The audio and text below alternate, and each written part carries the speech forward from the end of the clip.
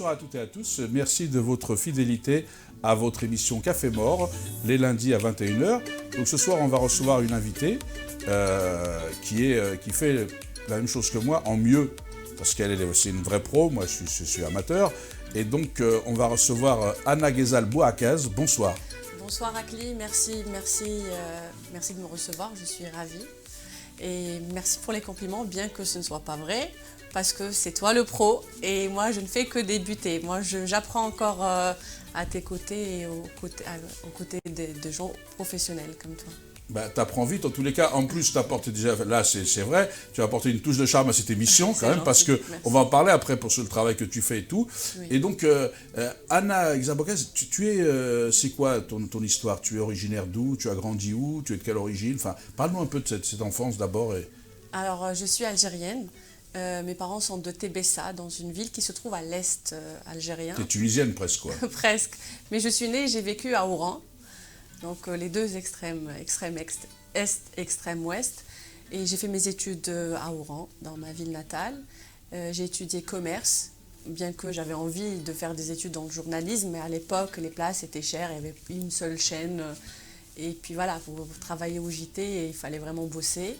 J'ai suivi les conseils et les recommandations de mon père à l'époque, qui m'a conseillé de faire sciences commerciales, etc., pour faire un petit peu comme le reste de la famille. Mais j'ai toujours eu des rendez-vous manqués avec les médias parce que c'est vraiment mon premier amour, c'est ma passion, les médias. Et j'ai fini par rejoindre cet amour. Mais comment vous est venue la passion des médias quand on est petite? Est-ce que c'est déjà petite ou pas? Ou c'est venu plus sur le tard? Pour être honnête, depuis que j'étais vraiment toute gamine, vous savez, je ne sais pas si tu te souviens, lorsqu'on jouait devant nos maisons à l'extérieur, etc. Je mettais mes copines et mes copains sur les escaliers et je faisais en sorte d'avoir un petit public. J'avais à peine 5 ans et je faisais semblant de tenir un micro et je leur faisais... voilà. Et ma première interview, je me souviens, c'était mon père qui avait joué le jeu dans le salon chez nous, dans notre maison.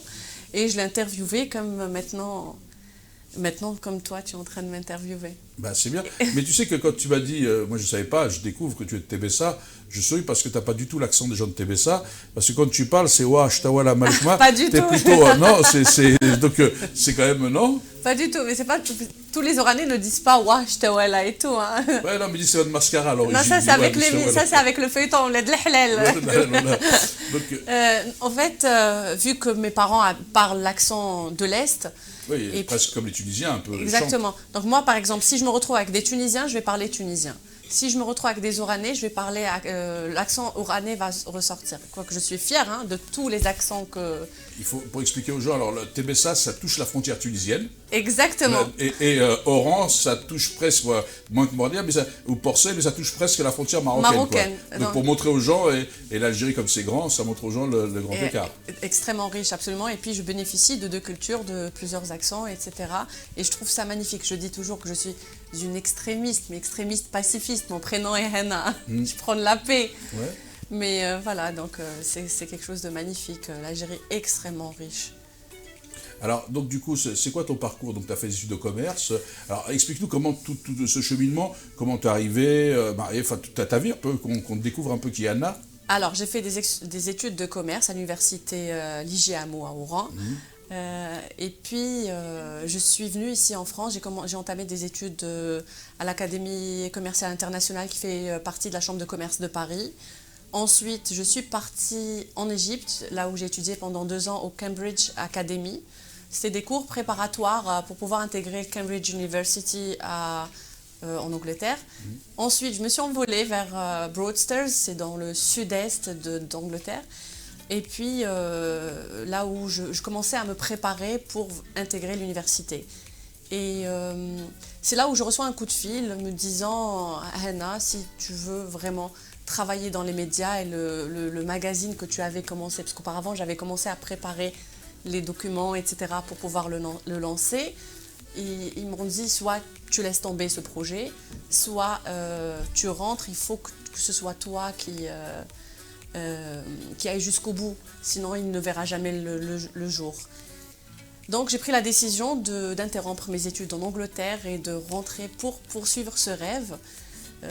Et j'ai fini, bon, j'ai eu quand même des difficultés, hein. J'ai fini par créer mon magazine en 2008, il s'appelait DZ People. DZ, c'est le diminutif d'Algérie, Jazaïr, et People, célébrité, mais aussi le peuple. Donc c'était fait par les Algériens, pour les Algériens. Je voulais présenter un beau produit, et puis ça a été fait. Comme j'ai dit il y a quelques minutes, j'ai eu quelques soucis et des difficultés pour lancer ce projet. J'étais jeune, j'avais 20 ans. Maintenant, vous allez pouvoir faire les calculs. En 2008, j'avais 20 ans. Et on n'a pas calculé. Hein. Ouais, non, mais la jeunesse éternelle. Non, ah oui, il y a longtemps que je ne pense plus. Hein. Voilà, donc ça m'a mis 1 an pour le lancer, vraiment. Et pourtant, tout était prêt, mais on a fini par le faire. Alors oui, parce que, bon, là, ça a l'air un peu simple comme ça. Il faut quand même remettre sur les choses dans leur contexte, en 2008, etc. Et déjà, même aujourd'hui, c'est encore difficile. Et une femme qui se lance chef d'entreprise en Algérie, c'est quand même un peu plus compliqué qu'ailleurs, sans vouloir dénaturer. C'est un beau pays, mais les difficultés, quand on le sait, c'est déjà dur, mais c'est pas une société très adaptée pour les femmes, surtout à l'époque. Oui, ça c'est une réalité. J'avais 20 ans, comme je disais. Et puis d'ailleurs, j'étais promue la plus jeune éditrice en Afrique. J'avoue que ce qui était le plus difficile, c'est de gérer les mentalités. Parce que j'étais la plus jeune de mon équipe. Jeune, femme, tout ça, ce qui pourrait paraître comme des atouts, sont parfois des handicaps aussi. Absolument. Et puis, déjà, j'avais du mal à être autoritaire. Vous savez, j'ai eu une certaine éducation où on ne me donne pas comme ça des ordres lorsqu'on dirige une équipe de journalistes, des journalistes qui travaillent depuis 20-30 ans dans le métier et qui ont déjà 60 ans. Et ils avaient l'âge de mon père, j'avais du mal à être autoritaire avec. Donc ça, c'était mon point faible. Et puis d'autres problèmes à l'extérieur. Vous savez, quand on est une jeune fille, etc., on devient une proie. Ils pensent qu'on est une proie facile, d'autant plus que lorsqu'on est passionné, lorsqu'on veut à tout prix réussir et convaincre ceux qui nous entourent de notre projet. Mais comme je t'ai dit, l'éducation est le support de la famille. Lorsqu'on a des parents qui sont là, lorsqu'on a des frères, lorsqu'on a des valeurs, des principes, on sait où on met les pieds. Oui. Voilà, donc on est protégé. On se crée une carapace et puis on sait... moi, je fais ce métier par passion, mais je ne vis pas de ce métier. Donc je n'ai jamais fait de concessions et je ne suis pas prête à faire des concessions pour réussir ou pour... je vis le jour au jour, je profite... vous voyez, je fais la conception de mes petits projets comme ça, comme un vrai bébé que je vois grandir tous les jours. Mais ce n'est pas pour autant que je vais perdre une partie de moi-même ou vous reniez, quoi. Absolument. Mais vous étiez, en 2008, vous étiez quand même dans les précurseurs sur ce début, parce qu'après, il y a d'autres journaux, on ne va pas les citer. Vous savez qu'il y a d'autres, il y a vos concurrents qui sont encore actuellement là-bas. Mais au départ, en 2008, vous devez être sur cette idée de DZ People, de donner un peu la parole. Parlez-nous-en un peu plus, et vous devez être une précurseuse à cette époque-là, non? Il n'y avait pas beaucoup de presse People en Algérie? Pas du tout. Il y avait un seul magazine qui est encore présent en ce moment.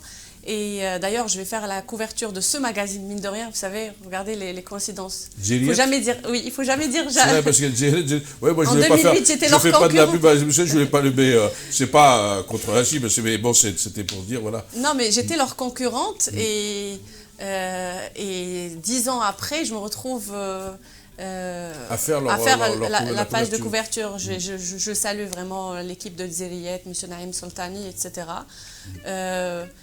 Peut-être que les gens pensaient qu'on se détestait parce qu'on était des concurrents, mais finalement, on est là pour s'entraider. Et c'est ce que j'aime chez le peuple algérien. C'est qu'on est une grande famille, même si on ne se connaît pas, si on se retrouve, je ne sais pas, en Espagne ou au bout du monde, il suffit qu'on reconnaisse un accent ou un numéro sur une plaque d'immatriculisation, qu'on sait qu'il y a un lien entre nous. On sait qu'il y a cette chaleur humaine qui nous relie. On est une grande famille. Et puis voilà, donc on disait quoi? On parlait justement c'était à l'époque. Oui, je voulais apporter une nouvelle touche. Je voulais vraiment présenter. En fait, pour être honnête, j'avais, et comme beaucoup d'Algériens, marre de voir des journaux un petit peu, excusez-moi du mot, mais ringards. On voulait vraiment quelque chose qui soit à la hauteur, avec un beau produit, bien imprimé, avec des sujets intéressants, valorisants pour les invités, pour les artistes, parce que beaucoup présentent des choses extraordinaires et très intéressantes, mais malheureusement, on ne met pas assez la lumière sur eux. Et puis même les partenariats publicitaires, je faisais en sorte de collaborer avec des marques internationales, etc. La preuve, lorsque je proposais mon magazine à des boîtes étrangères, ils étaient surpris. Ils ne pensaient pas que c'était un produit algérien, avec tout le respect que je dois. Mais ils étaient vraiment étonnés. D'ailleurs, j'ai été contactée par la boîte de distribution de presse étrangère ici en France, celle qui détient 98% du marché. J'ai été contactée par cette boîte qui m'a demandé, qui m'a fait des commandes énormes pour pouvoir vendre mon produit officiellement, le distribuer en France. Bien que j'envoyais mais officieusement, j'envoyais quelques numéros à Paris, à Marseille, à Valence, en Espagne. Comme tout le monde fait, quoi. Voilà, mais cette boîte voulait travailler avec moi officiellement. Le seul souci, c'est qu'à l'époque, j'avais vu une avocate, et bien que nous, dans le magazine, on utilisait des banques d'images pour pouvoir, voilà. Mais dans les rubriques People et tout, on ne peut pas se permettre d'avoir des photos, vraiment des photos des célébrités américaines. On peut pas, voilà. C'est pas l'exploiter. Ouais. Exactement. Et vu qu'on les Ils utilisait... ont des droits à l'image. Exactement. Et vu qu'il y a un droit à l'image ici en France, je n'ai pas pu collaborer avec eux parce que j'aurais payé vraiment énormément cher vous avez été pour attaqué, chaque... c'est sûr, sur chaque photo. Voilà. Le droit à l'image, vu que je respecte la loi, Voilà, enfin, c'est bien de respecter la loi. Et donc cette aventure, elle a duré combien de temps, de 2008 à combien de temps? Elle a duré 3 ans. C'était une magnifique expérience. J'étais entourée d'une équipe extraordinaire. Et puis, j'ai grandi un petit peu. J'ai appris avec cette équipe, dans ce projet. J'ai grandi avec eux. Et j'étais vraiment peinée de devoir arrêter ce magazine parce que j'ai dû faire face à beaucoup d'autres problèmes.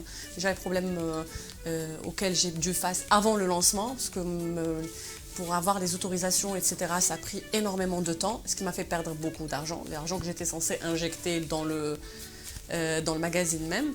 Et puis j'ai dû faire face au problème de la centralisation. Moi, je me trouvais à Oran et toutes les décisions Alger. Donc, il fallait vraiment que je fasse beaucoup d'allers-retours. Le relationnel aussi, on préfère... Vous savez, malheureusement, ce n'est pas exclusif à l'Algérie, hein. Un petit peu partout dans les pays arabes et même européens, sauf qu'en Europe, c'est un peu plus discret. Le relationnel, on préfère donner au cousin, à l'ami, à la femme d'eux, au lieu de donner à une personne inconnue, même si elle a plus de... Elle est plus talentueuse, absolument. Donc j'ai dû faire face à ça et ça comme problème, mais j'ai fini par laisser tomber parce que je me suis retrouvée en train de régler des faux problèmes tous les jours, au lieu d'innover, au lieu de le ramener dans une autre phase, d'évoluer, etc. C'était vraiment des petits faux problèmes et j'ai quitté. Et donc après, quand vous avez quitté, qu'est-ce que vous avez fait? Vous avez fait quel choix après que vous avez quitté? Alors j'ai travaillé dans l'immobilier, ce qui m'a permis... En Algérie? À l'étranger, un petit peu partout, et ce qui m'a permis de voyager, de découvrir le monde, c'est quelque chose que j'aime, c'est ma passion. Ensuite, je me suis installée finalement, officiellement en France, et j'ai fondé une famille. J'ai eu un petit garçon. Longue vie à cette petite famille, au petit garçon, félicitations. Merci beaucoup. Et puis, au bout de 3-4 ans, j'ai décidé de pouvoir, enfin, je veux dire, quand mon fils a eu 3 ans, 4 ans, c'est là où je me suis dit, je me suis occupée de toi, maintenant je vais repenser à ma carrière professionnelle. Et j'avais rencontré une dame qui occupe un poste assez important, qui a vu que j'étais une passionnée, etc. Elle m'a dit, elle a dit que j'étais douée, j'utilise ces mots sans aucune... Et elle m'a proposé de m'aider. Je voulais vraiment faire les choses proprement et commencer de zéro. Et je me suis dit, au lieu qu'on me recommande ou qu'on m'envoie, bien qu'elle elle aurait envoyé à peine mon CV, et puis j'ai décidé de faire des études ici pour apprendre le métier. C'est-à-dire, j'ai fait une reconversion professionnelle de la presse écrite à l'audiovisuel. Et pour ça, j'ai cherché, je suis tombée sur une excellente école qui s'appelle l'Académie audiovisuelle de Paris, qui forme des présentateurs, chroniqueurs télé, radio depuis 20 ans. C'était d'ailleurs la première en France. Je crois qu'Yacine Bellata est passé par là-bas. Absolument. Parce qu'il a travaillé à Beurre FM aussi. Beaucoup de grands noms sont passés par l'Académie audiovisuelle de Paris, sous la direction de M. Richard Joffo, un monsieur qui a plus de 50 ans dans le métier, dans l'audiovisuel. Et j'ai appris le métier avec lui. J'ai préféré reprendre de zéro et apprendre du plus petit détail, pas à pas, pour qu'un jour, si je viens frapper à la porte d'un responsable, d'un recruteur, pour que je ne me plante pas et pour que je sois à la hauteur. Et puis même si demain, par exemple, à CLI, tu parles à un confrère, tu dis je vais t'envoyer Anna Guézard Bouakaz, que tu envoies au moins une personne qui le mérite, qui mérite cette place. Parce que c'est une responsabilité, on a un métier à responsabilité. Oui, c'est vrai que c'est une responsabilité. Après, il y a différentes choses. Moi, juste pour te dire, c'est la première fois, et après on va venir sur ce que tu as fait et tout.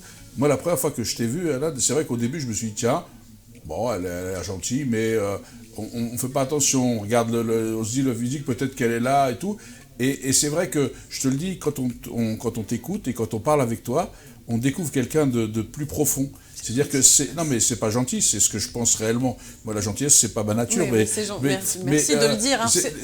Et j'ai trouvé qu'elle était une chef d'entreprise, une femme entrepreneuse. C'est vrai que et je dis ça parce que j'ai envie de dire aux gens qui nous regardent et à d'autres, essayer de casser un peu les premiers regards, les choses, pour voir un peu vraiment les gens comme ils sont. Et c'est vrai comme tu dis, on trouve quelqu'un quand même qui est battante, qui travaille. C'est lié à quoi?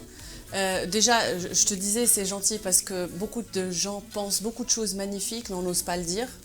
Je pense qu'on est avare.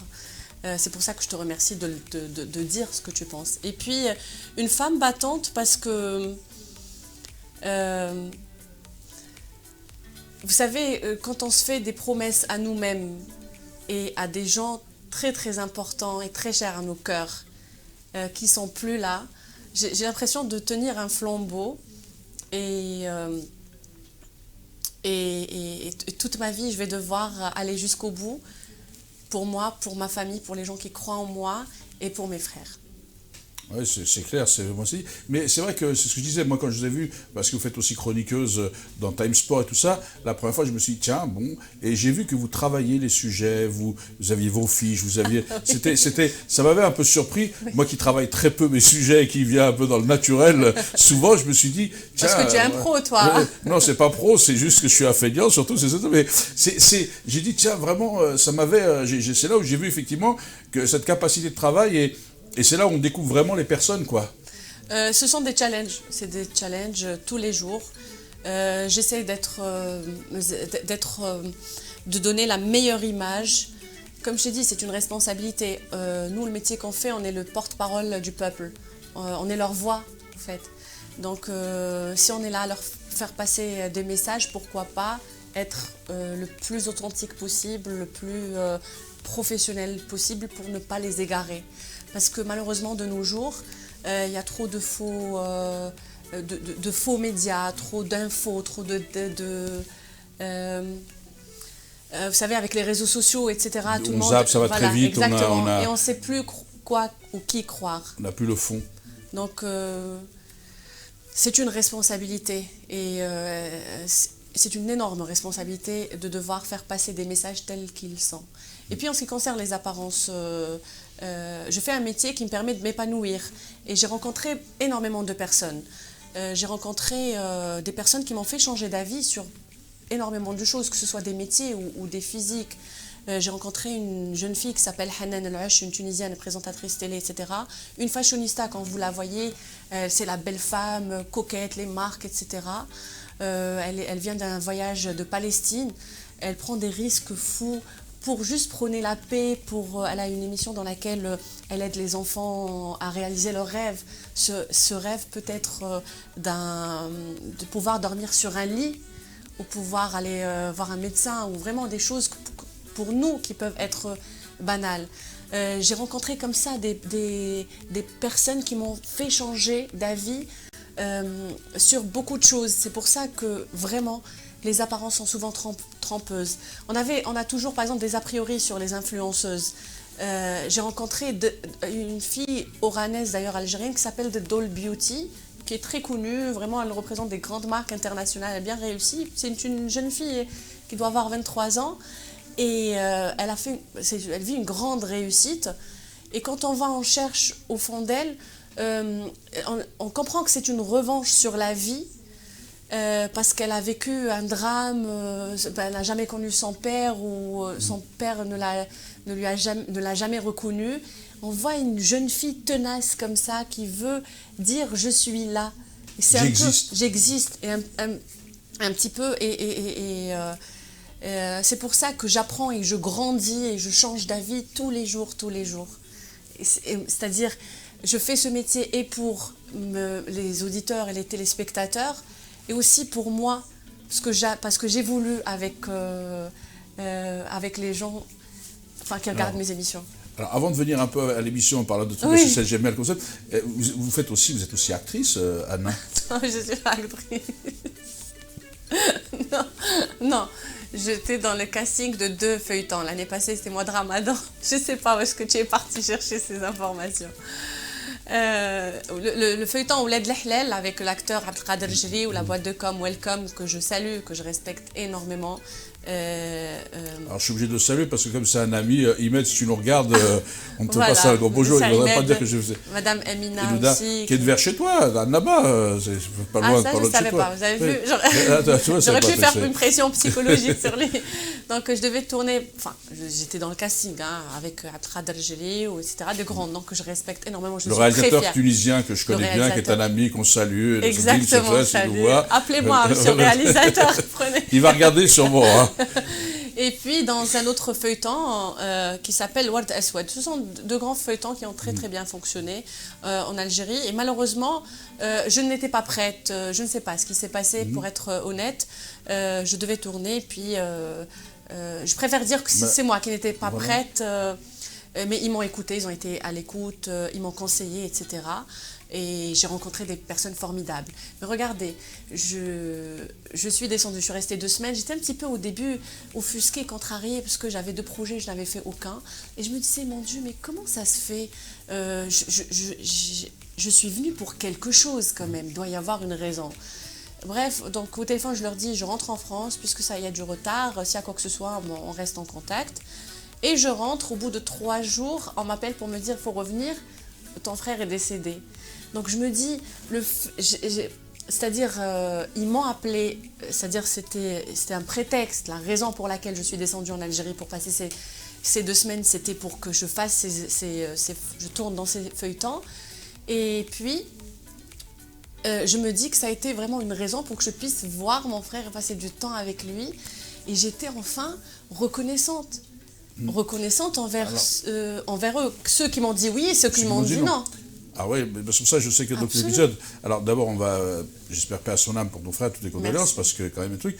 Et puis, pourquoi j'ai soulevé ça, c'est parce que du coup, c'est l'occasion de dire qu'effectivement, aujourd'hui, tu te sens prête à faire, à jouer des rôles d'actrice. D'ailleurs, je vais faire une déclaration dans ton émission. Je me suis inscrite dans les cours Florent. Donc je vais. Voilà. Moi, je préviens les gens, c'est pour ça que moi j'ai bien fait d'amener. Comme ça ils le savent. Ceux qui le regardent, vous savez que maintenant elle est prête, elle va faire des cours et donc elle est prête pour se lancer dans une carrière d'actrice. Moi j'aime bien être préparée, être formée par des professionnels. Comme ça, comme je t'ai dit, je ne me plante pas. Et puis pour que je sois à la hauteur, si j'arrive, c'est-à-dire si j'ai l'occasion d'être face à une personne professionnelle qui peut décider de ma carrière, au moins que j'ai toutes les armes, que j'ai tous les bagages. Concernant. Alors, en parlant de bagages, comment t'es venue l'idée de cette émission que tu animes? Parce que le shot des cultures, est-ce que c'est le shot des cultures et le shot, c'est ce jeu de mots? Oui. Parce qu'aujourd'hui, on est tellement en train de se diviser et toi, tu as envie de faire en sorte d'être plus profond, de rencontrer les gens, de réunir les gens. Mais c'est quoi cet engagement que tu as auprès de ça? Tu as tout compris. Alors, je t'explique. Le shot des cultures, c'est comme le petit shot, on va dire de café. Il faut y aller doucement. De café. Il faut y aller doucement. Un petit shot, il ne faut pas y aller trop. Voilà. Faut pas trop brusquement. C'est comme le shot. Mais c'est fort, ça décape. Exactement. Et puis, c'est le choc de culture. Dans mon émission, je fais en sorte d'inviter des personnalités publiques de différents domaines, c'est-à-dire des artistes, des acteurs, des réalisateurs, des scénaristes, des chefs cuisiniers, etc., des mannequins, et j'en passe, et de différentes cultures et religions. Et je fais en sorte pour que tout le monde soit assis autour de la même table, qu'on puisse s'échanger, se découvrir les uns les autres. Parce que le problème, c'est que toutes ces appréhensions que nous avons les uns envers les autres, c'est parce qu'on ne se connaît pas. C'est l'ignorance. L'être humain a peur de ce qu'il ne connaît pas. On a peur du lendemain, on a peur du noir, on a peur de la mort. On a peur, même si tu veux te lancer dans un projet, tu as des doutes, etc. Et si on abolit ces frontières et ces différences, on va se rendre compte qu'on se ressemble tellement, on est des êtres humains, on cherche la même chose, on a les mêmes peurs, les mêmes craintes, les mêmes doutes, les mêmes peines de cœur, etc. Et c'est magnifique, c'est-à-dire au lieu de séparer les peuples et créer des conflits, pourquoi pas les réunir, et si on s'entraide, c'est-à-dire on s'entraide, on va créer quelque chose d'extraordinaire. C'est ça. Alors, tu as appuyé sur ces mêmes peines et tout ça, comme si c'était fort. Est-ce que tu penses qu'effectivement les peines, les douleurs, c'est ce qui nous rend plus humains, qui nous construisent, parce qu'on a l'impression qu'on est redevenu quelque chose et qu'on a, par rapport à ceux qui souffrent, qu'on a une chance d'exister, de vivre encore, et qu'on doit transmettre quelque chose? Il n'y a pas plus vrai que les peines et les malheurs. C'est le sentiment le plus intense et le plus réel. Et c'est ça ce qui nous réunit. Par exemple... Parce que tu as parlé de l'influenceuse qui avait vécu ces difficultés, qui a été son moteur de dire « Vous ne voulez pas que j'existe, mais je vais exister quand même. » Absolument. Et je suis très très fière d'elle. Là, j'ai donné des exemples, mais j'ai rencontré des personnes magnifiques. L'humoriste Wahid, qui est d'origine algérienne, aussi. Wahid, qu'on connaît, qu'on salue. On salue tout le monde. Mais du coup, si c'est des là, je salue tout le monde, parce qu'ils vont dire « Oh, il ne nous calcule pas. » Moi, les gens me disent « Anna, quand tu reçois des invités, tu leur fais tout le temps des compliments. » Je te parlais tout à l'heure de la générosité. Parce que c'est de la bienveillance. Oui. Mais le but, c'est pas de faire des compliments, c'est de faire découvrir des parcours aux gens. Absolument. Pour que les gens ils aient envie de faire ce que les autres font et de se dire c'est possible. Et de dire aux gens ce qu'ils méritent d'entendre. C'est juste une reconnaissance, ça n'a pas de prix. C'est-à-dire, des fois, je peux dire, tiens, Akli, j'ai fait des chroniques avec lui, c'est vrai, on a été ensemble dans quelques émissions, et il est doué, il est talentueux, il est cultivé. On peut le penser, ou je peux dire n'importe quoi, il est bien habillé. Il est mauvais, mais pourquoi le garder que pour nous? Par exemple, moi, je me baladais dans les rues de New York, et je mettais un chapeau, une veste, où il y avait des dames d'un certain âge ou des petites jeunes filles qui m'arrêtaient, qui me disaient « Waouh, on adore votre... » Ça, par exemple, on ne le retrouve pas ici en France. À peine si on se dit bonjour. Bon, moi, je dis bonjour, même à ceux qui ne me répondent pas. On dit bonjour. C'est important, moi aussi, je dis bonjour. Mais tu sais que ce que tu dis est essentiel. La force des mots, Akli, si on arrive... Les gens ne se rendent pas compte de l'impact que peuvent avoir les mots sur le quotidien, sur la vie. Tu peux passer par une mauvaise passe, et si tu croises une personne qui te fait un compliment ou te dit un mot gentil, ça va changer. Non, mais ce que tu dis est juste, non, mais c'est important, parce que je vais rebondir sur quelque chose que tu dis qui est juste.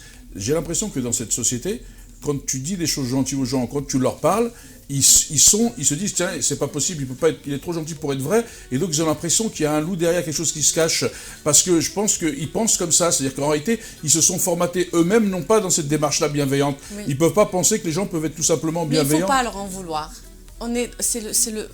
Comment on dit, il y a le dicton qui dit chat échaudé. Chat échaudé craint l'eau. C'est ça. Il faut pas leur en vouloir. C'est la société. C'est pas la société. Enfin, j'ai envie de te dire. Pardon. Le temps, en même temps, c'est ce qu'on vit. Il y a trop le faux et usage de faux, le m'as-tu vu, les coups bas, les trahisons pour réussir, les... Dallas, voilà, c'est ça. En virtuel, on est tous victimes de... la société, nous sommes cette société en même temps. Je ne sais pas, nous sommes victimes de quoi? Des ambitions malsaines, des intentions malsaines, des ambitions mal placées. Et non, il y a un vrai problème dans la société aujourd'hui. Je ne sais pas d'où ça vient. Enfin, pour rentrer dans ce débat, on aura besoin d'une autre émission qui demandera énormément de temps. Mais en plus, celle-là, elle touche à sa fin. Tu as vu que ça passe très vite. Tu n'avais pas au début, tu disais. En tous les cas, Anna, moi, si tu as un dernier mot, peut-être parce que avant de nous quitter, que tu as envie de dire aux gens une phrase ou quelque chose que tu as envie de leur dire. D'abord, de te retrouver dans le Show des Cultures sur RM Radio. Oui, déjà, de me retrouver dans le Show des Cultures sur RM Radio, dans Time Sport sur Beurre FM. Et dans les rendez-vous d'Anna sur France Maghreb 2, voilà. 2. Donc on aura fait, voilà. Et puis j'ai des émissions qui vont voir bientôt sur une chaîne algérienne et une chaîne française, chaîne algérienne Chourouk TV, qui s'appelle Le Shot des cultures version télé. Et puis il y a des petits projets comme ça à droite à gauche, on va pas en parler pour l'instant. Voilà, mais on te souhaite de réussir alors. En tous les cas, Merci. merci d'être venu avec nous. Je te remercie infiniment, c'est moi qui te remercie, je te souhaite encore plus de succès à l'avenir. Et puis j'ai envie de dire aux gens, bonne fête de fin d'année, portez-vous bien, vraiment, aimez-vous les uns les autres. Ça peut paraître comme ça, vous savez, le monde de oui, mais vraiment, prenez le temps de vous apprécier, de vous aimer, de passer du temps avec des gens vraiment qui comptent pour vous, parce que le temps qui passe, on ne le récupère pas. Merci Anna. Eh bien, merci à vous toutes et tous d'être fidèles à notre rendez-vous. Pour celles et ceux qui n'ont pas encore dîné, bon appétit. Bonsoir à toutes et à tous et à la semaine prochaine avec une nouvelle invitée.